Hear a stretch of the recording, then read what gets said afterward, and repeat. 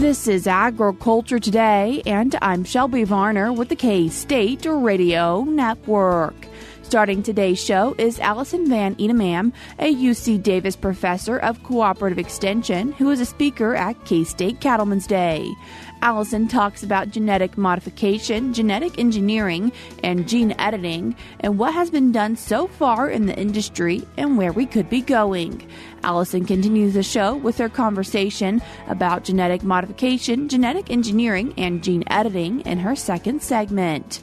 K-State dairy specialist Mike Brouk ends the show looking at a new product from Dairy Farmers of America that contains less sugar than regular milk and 9 grams of crude protein.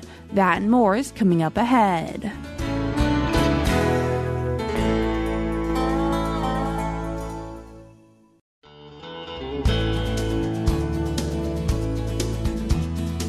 You're tuned in to Agriculture Today, and we start our show talking with a speaker from K-State Cattlemen's Day, who is a UC Davis professor of cooperative extension, Alison Van Eenennaam. Alison, thanks for joining us today. Thanks for the invitation, Shelby. Alison, your presentation titled Genetic Modifications in Livestock, and what do you mean when you say genetic modifications? Actually, that was the title I was assigned, and I'm not really sure either, because I guess I could argue that a Chihuahua is genetically modified relative to a wolf. So breeders are always modifying their animals and selecting, hopefully, for better ones. And so that is kind of traditional or conventional breeding, and that's been kind of distinguished from the more modern biotechnologies, and there we're specifically talking things like genetic engineering or GMOs, which have been around for about 30 years now, and things like Roundup Ready corn, is a classic example where basically a transgenic construct from a different organism, in this case, for example, BT corn, from bacteria was introduced into the corn to make them resistant to insects. So that old-fashioned genetic engineering has been in place and is now grown by millions of farmers around the world, but we really haven't been able to use it much in animal production, partly because of the kind of the consumer pushback against GMOs, and then also it's difficult to introduce these traits into animals. And so a new technology has come in the last decade or so that is different to genetic engineering, and it's called genome editing or gene editing. So traditional genetic engineering, you're introducing a transgenic construct. When you're talking genome editing, you're manipulating the DNA within an animal. You're not bringing in transgenic DNA. You're maybe inactivating a gene that makes an animal susceptible to a disease, so that if you knock out that gene, it's no longer accessible to that disease. And that's an example that's being put through the regulatory process at the moment. The PRRS-resistant pigs, so porcine reproductive and respiratory syndrome virus, there a targeted knockout of a gene results in pigs that no longer have the protein where the virus binds and gets into the pig, and so they're no longer susceptible to that virus. And that's an example of where you can knock out a gene that does something you don't want it to do, which is make your pigs susceptible to disease. Can you put genes in? Yes, you can put genes in, and so that could be used for things like introducing maybe an allele from one breed, and when I say allele, that's a variant of a gene, so we know there's different variants, for example, of coat colour, or maybe I'll use the example of growing horns. So there are some breeds that have alleles that are dominant that don't grow horns, and so, for example, Angus would be a classic, whereas others like Holstein have the allele that grows horns. And so you might want Holstein genetics that doesn't grow horns, but you don't want to cross it with an Angus and dilute all that excellent dairy genetics. What you'd like to do is just introduce the allele of poledness into elite germplasm of Holsteins, for example. So that would be where you would introduce an allele that's already in your species. So it's not transgenic, but it actually adds value to, for example, Holsteins, because now as a dominant trait, they would throw all their calves, would not have to be dehorned. Is this something that's happening in animals beyond just farm livestock? There are millions of animals that are getting genome edited in laboratories. So like the lab mouse, there's just literally millions, if not billions. So that is a fundamental tool of research. And it is being used in some animals, well, not just cattle, but all food animals, basically. But that's pretty much still at the research stage. There's a few products that are actually available in the market, but it's still at the kind of the research stage, in part a little bit because the regulatory approach of different countries is still being formulated, and so it's a newish technology and the regulations are just kind of catching up, so we haven't really got a lot of products on the market yet. What is some research you've done around this? So we've worked on several different projects. So, for example, we collaborated with a company called Exalogen to basically, they introduced the polled allele into dairy cattle genetics, and then we, tested whether or not they did throw polled calves, and so we had some horned Herefords at Davis we crossed them with, and sure enough they didn't grow horns. Other than that, they were just normal old cows, so it wasn't a very exciting experiment, but it did prove that Mendel knew what he was talking about when he was doing his peas, we've also been doing some projects where we've done some knockouts in sheep for a growth trait, so SOX2 knockout.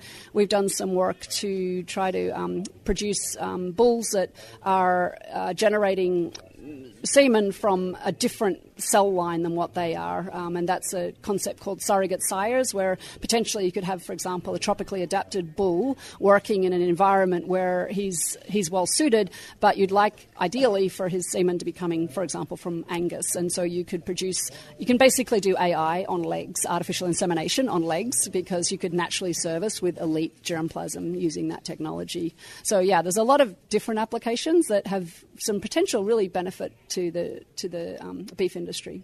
Are there different ways that gene editing takes place for it to get to the offspring? Yeah, there's two basic approaches to get gene edit. Like, how do you edit a cow? It's like, so you can't edit a cow when it's in existence. It has to be done at a different stage. So there's two ways you can do it. You can take a cell line of an existing animal that is, the best bull you've ever had, but you'd also like him to have a disease-resistant trait, like maybe he's BVD resistant or something. So you could edit in that cell line, and then you could clone it like dolly cloning, and then basically you get the same bull but with the edit. So that's one way to do it. The other way to do it is basically editing the next generation, which is you would go in just after the sperm has fertilized the egg. So that's called a zygote. You would introduce the editing reagents to that one-cell zygote, and hopefully get both alleles, so both mum and dad alleles changed to whatever you're trying to edit them to, and then that cell will start to divide and become an embryo, and then ultimately a cow that would have the edits in it there. So those are the two major approaches. What are some benefits and maybe concerns you see with this? Well, the main benefit with editing is that you can introduce a useful genetic variation, for example, polled, into maybe Wagyu germplasm, that you're not altering anything else about the genetics. You're just introducing this one allele that you want to give it a particular characteristic. So I see it as a synergistic improvement on conventional breeding programs. So you're still using conventional breeding and selection and breed associations to select the very best animals, and you're just accessing genetics that's not in your breed that you really would love to have in your breed, but you don't want to crossbreed and dilute the genetic excellence of your germplasm. So it's a targeted way to introgress or introduce useful genetic variations into breeding programs. The risks I see actually are probably more potentially reputational in terms of if the public, or more realistically, activist groups that make money from fear around GMOs target this technology, and they've found a very lucrative business model in creating fear around that technology with their little butterfly label and what have you. And they have said that they're going to include genome edited products in their definition of what a quote unquote GMO is, and that's just. Of course they are, because they make a lot of money doing this. So, it's kind of like, well, why would you not do that if that's your business model? So I think the general public hasn't had the opportunity to really, to make a decision on this. And so there are some very useful applications that align with public values, like things like, polled, not having to dehorn cattle. That's good for the farmer, good for the animal, good for everybody. And disease resistance, that's a really hard one to argue against. So, do you want your pigs to get sick? So I think those are the types of traits that are good to be coming out first, because it becomes more difficult to argue that disease-susceptible pigs are better than disease-resistant pigs. So I think there's some interesting moral quandaries that people will have to kind of go in their heads and go, oh, gosh, okay, this is a new this isn't Roundup Ready corn. This is an animal that's not going to get sick. I like that. Oh, but I don't like GMOs. And so I think it's great when you have those kind of dilemmas because it makes you think about, well, what is it I really hate about GMOs? And maybe it was Monsanto. Well, this isn't Monsanto, right? And so I think that there's just different questions and hopefully a more nuanced and, I guess, adult conversation around this rather than, GMOs gives you cancer or whatever the argument is used to create fear around this technology, which, to be clear, has thousands of safety studies and is not associated with any food safety risks. It's just all being marketing from natural foods and organic industry. What level is this at? Is it currently like just with universities and extension and companies, or when will it become too commercialized? So there are a few products that have actually gone through a regulatory determination in some countries in the world somewhere. And so some countries are taking the approach that if you're not introducing transgenic or DNA from another species, then you're basically analogous to conventional breeding, and they're not going to treat those products any differently. So they still have to be safe. Like, you're not allowed to bring unsafe, I don't care what you do, you're not allowed to bring unsafe food to the market, but you don't have this additional regulatory burden that we had with genetically engineered organisms. That was UC Davis Professor of Cooperative Extension, Alison Van Eenennaam. When we come back from the break, we'll once again be joined by Alison as she starts giving examples. If you're reaching your destination and aren't going to be able to hear the rest of today's show, you can always find it by going to agtoday.net or by searching for Agriculture Today on your favorite podcast streaming platform.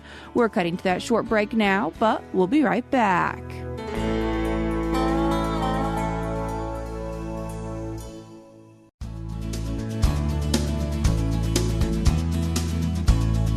You're tuned in to Agriculture Today, and we continue our show with UC Davis Professor of Cooperative Extension, Alison Van Eenennaam, who was a speaker at K-State's Cattlemen's Day.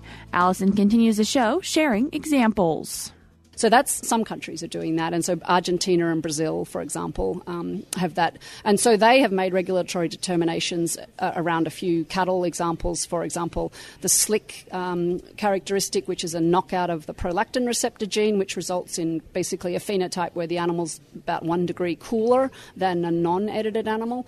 They've made the determination that's a knockout, that's analogous to a conventional mutation. We're not going to treat you any differently. So it's not an approval per se, because it's not different to breeding, and we don't approve breeding either. So it's just saying nothing to see here, guys.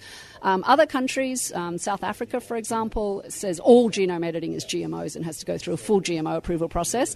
And then there are some that are kind of in the middle, and the United States is taking the approach that all alterations, intentional alterations introduced by editing, are going to be treated as new animal drugs under the new animal drug rubric. And then they kind of break it down into categories of low-risk applications, and those would be things where you're mimicking an existing allele that we already eat. So SLIC, for example, would be one. And that category, they make what's called a decision, if it's not risky, that they're going to exercise something called enforcement discretion, which means that they're going to allow that product to go to market because they've looked at it, they've evaluated it, and they've determined it's low risk. And so there's no need to enforce the new animal drug rules, which says you cannot market an unapproved animal drug when it's a low-risk product. So things like knockouts would kind of typically fall in that category. Then there's a kind of a different category where you're introducing an allele maybe from a different species, so full-on transgenic, or it has to do with disease resistance. Those ones are I think they typically are going to take those through the full GMO approval route, which is multi-generational, multi-million-dollar kind of territory, which really knocks out small companies in academia. So regulations are important in terms of what products come to market and who brings them to market. And if it's very, very expensive, it really narrows it down to large multinational companies. And that's what happened with GMOs. And I don't think that was a great outcome, because many valuable products never got to market because they just didn't have big market share. Like, the ones that came to market were broadacre crops like corn. You didn't see, broccoli or, anything like that. So whereas with genome editing, there've already been some small crops. I think there's a bittersweet product that's come out from Pairwise where they knocked out a gene and they made this bitter lettuce not be bitter anymore.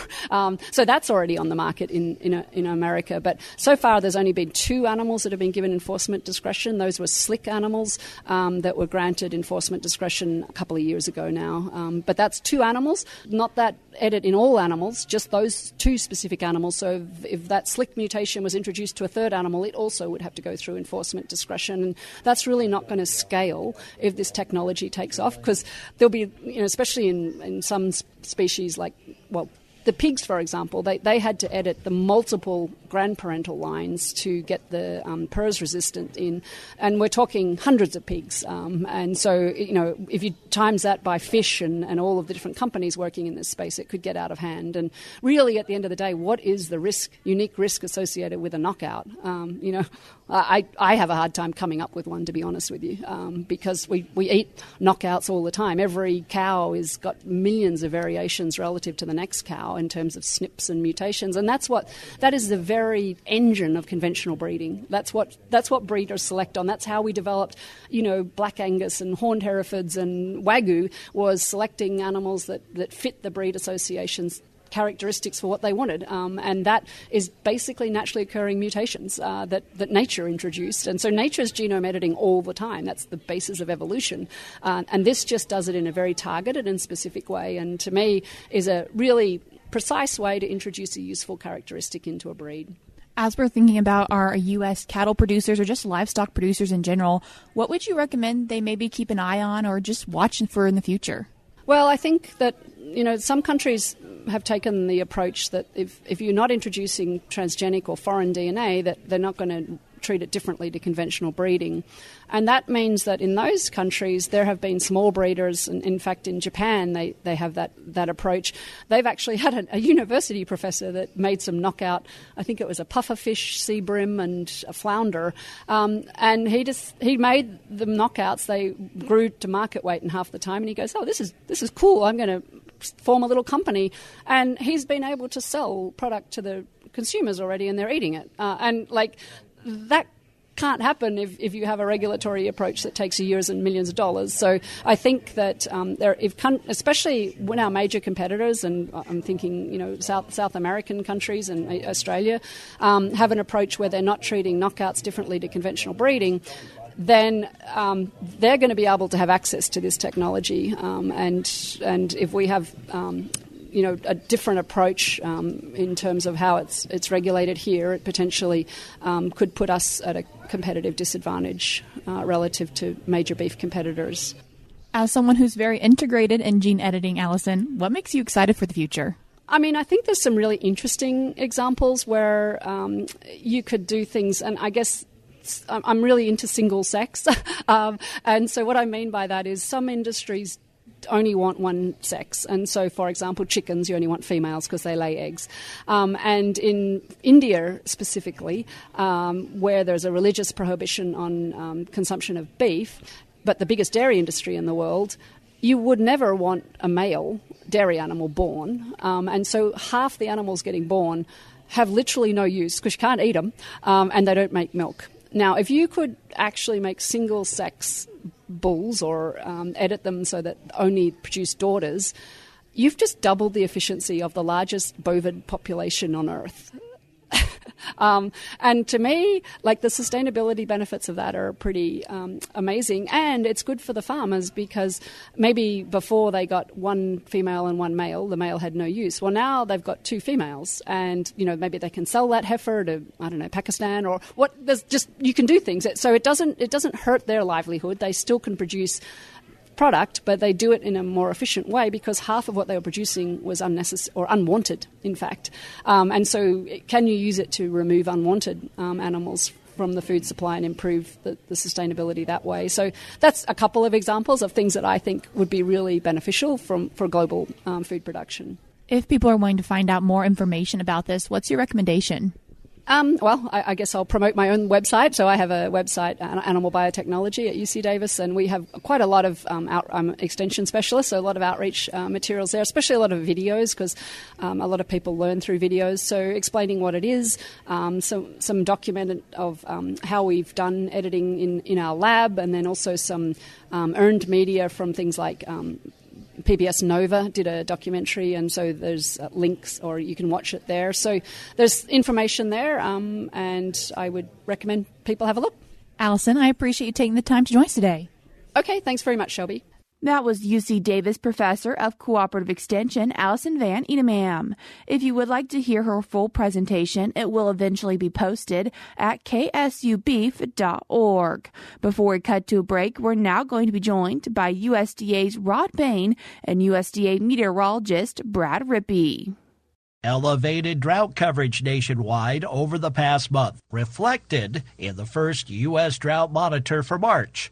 USDA meteorologist Brad Rippey says for the period ending March 4th, seeing drought coverage in the lower 48 states of greater than 44%, which is about twice what your historical average should come out to be. That 44% is up almost 5 percentage points from late January. We saw that increase from 39.6 to 44.4%. Improvements in locales such as Southern California, the Northern Plains, and Mid-Atlantic were offset by worsening conditions in the Southwest, across the Southern Great Plains, parts of the Midwest, and also along the Southern Atlantic coast, resulting in that net increase of about 5 percentage points in drought coverage. With higher-end drought coverage, D3 and D4, concentrated primarily in the western U.S. In terms of translating this to agricultural crops and commodities covered in drought across the contiguous 48 states, Rippey starts with winter wheat. We've seen fairly steady coverage over the last several weeks. At 24% drought coverage between January 28th and March 4th. Main pockets of drought in winter wheat country are focused across Nebraska, South Dakota, the southern Great Plains, including Texas. Modest, increasing drought coverage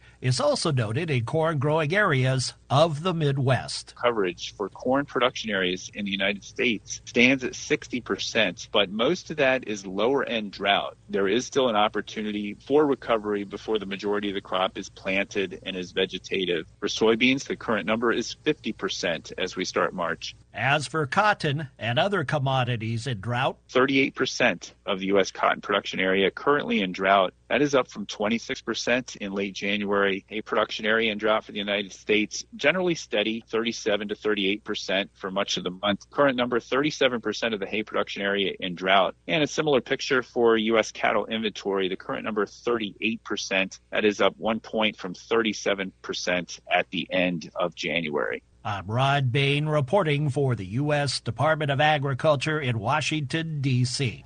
We're cutting to a short break now on Agriculture Today, but we'll be right back.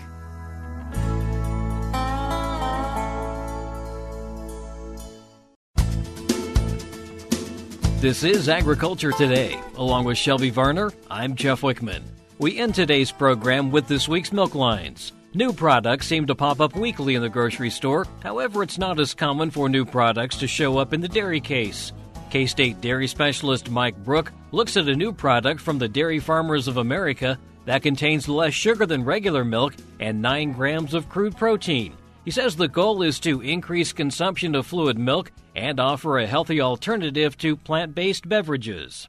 Today I'd like to visit with our Kansas dairy farmers concerning some changes you might find in the dairy case as you go to the grocery store. You know, back in 2015, Coca-Cola took a stab into the dairy industry with a new product called Fairlife. It was promoted as a way to consume a dairy product that was more healthy. It had 50% less sugar and 50% more protein than normal milk. It was a business that started out generating about $90 million in its first year of existence and then has grown to a reported over $1 billion by 2022. So what might you find new in your dairy case? Well, rather than Coca-Cola introducing a new product, this is going to be a product actually introduced by Dairy Farmers of America and it already is in the stores in some markets. It again is a health benefit dairy product in that it contains only 50 calories per serving, which is much less than normal milk and actually much less than some of the plant-based beverages that we sometimes find associated in the dairy case. It also contains 9 grams of crude protein and only 3 grams of sugar per serving. So it's 75% less sugar than what would be found in normal milk. It is a skim milk product, so it is free of fat, so that's another health benefit. So as we look at some of the changes that might be down the road, how will this impact the dairy consumer? Well, in many cases, it may cause them to revert from choosing a plant-based beverage to a milk-based beverage, and that is really the goal of the product. It's trying to mimic what we would find in a healthy food and yet maintain what we would find in terms of crude protein and lower sugars from a dairy product. You see, many times when consumers choose that plant-based product, they are choosing something that they think is going to be healthy, and in some respects, maybe it does have some health benefits to it, but it also lacks many nutrients. And one of the important nutrients it often lacks would be crude protein. That's the advantage of the milk-based product. So over time, many consumers have actually become dissatisfied with the choices they have on the plant-based beverages. So it is our hope that this new product being introduced by DFA will actually increase the consumption of fluid milk and actually convert some of those consumers that had chosen the plant-based products. This is Mike Brouk with K-State Research and Extension, with my hat off to DFA for coming up with a product that could be a game changer in our dairy case. Thanks, Mike. And while we have a moment from USDA Radio, according to USDA's Food Price Outlook for the year, total food prices for groceries and restaurant dining are expected to increase for 2025. Rod Bain has more. Food prices are expected to continue rising in 2025. That's per Agriculture Department economist Megan Schweitzer in providing the latest food price outlook at the USDA Ag Outlook Forum. For all food, we're predicting prices to increase by 3.4% in 2025. Food at home or groceries, we're predicting to increase by 3.3% in 2025. And food away from home or restaurants and eating out, we're predicting to increase by 3.4% in 2025. The drivers for the projected year-over-year total food price increases? Eggs, yes. Through the rest of the year, we're predicting prices for eggs to increase by 41.1%. That annual average price change based on 2024 and not this past January. Yet regarding other food products, we're predicting above average price growth in sugar and sweets, predicted to grow by 6.4%, and non-alcoholic beverages are predicted to grow by 4.4%. I'm Rod Bain reporting for the U.S. Department of Agriculture in Washington, D.C. And that'll do it for this edition of Agriculture Today. For Shelby Varner, I'm Jeff Wickman. This is the K-State Radio Network.